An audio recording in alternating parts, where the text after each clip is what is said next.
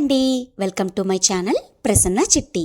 ఈరోజు మనం ఇంట్లోనే రాగి పిండి సత్తి పౌడర్తో హెల్దీ అండ్ టేస్టీ కుకీస్ ఎలా తయారు చేయాలో చూద్దాం.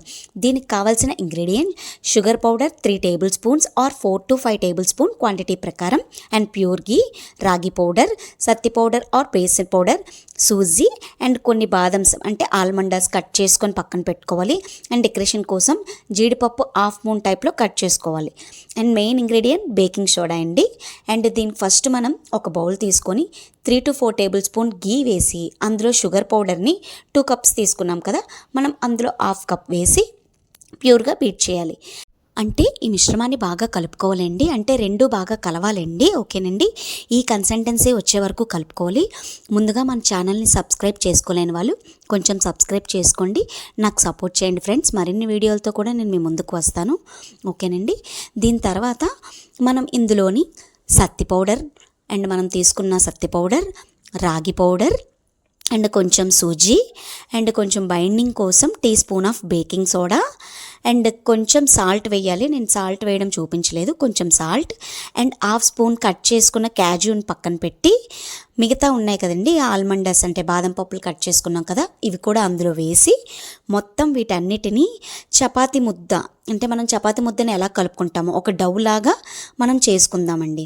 అలాగా నెయ్యి వేస్తూ, అంటే నూనె అనేది వేయకూడదండి, నూనె అనేది తగలకూడదు, నూనె వేయకుండా నెయ్యి వేస్తూ కలుపుతూ ఉండాలండి. ఒక చపాతీ ముద్దలా చేసుకోవాలి.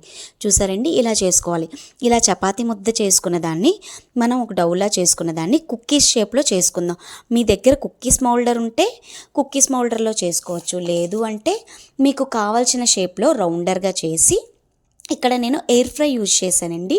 ఎయిర్ ఫ్రైస్ నేను ఇక్కడ ఫ్రీజ్ చేసి ఆల్రెడీ గ్రీస్ చేసి ఉంచానండి.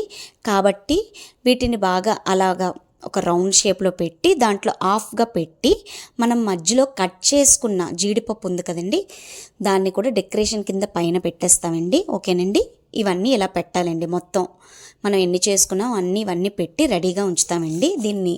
ఓకేనండి, ఎయిర్ ఫ్రైలో ఇలా తయారు చేసుకున్న కుక్కీస్ని అందులో పెట్టి దీన్ని ఒక 20 మినిట్స్లో సెట్ చేసుకోవాలండి. 20 మినిట్స్ సెట్ చేసుకొని అండ్ 160 degrees సెంటిగ్రేడ్ ఉంచుతానండి. చూసారా నేను ఎలా సెట్ చేస్తున్నానో, అలా 20 మినిట్స్ పెట్టి సెట్ చేసుకొని అండ్ 160 degrees సెంటిగ్రేడ్లో ఉంచుతామండి.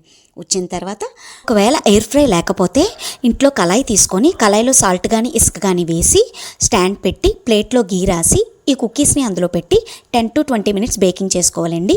ఇదిగోండి కుక్కీస్ రెడీ అయ్యాయి. కుక్కీస్ అయితే ఇలా ఉంటాయండి. థ్యాంక్స్ ఫర్ వాచింగ్ అండి, థ్యాంక్స్ ఫర్ సపోర్ట్ అండి.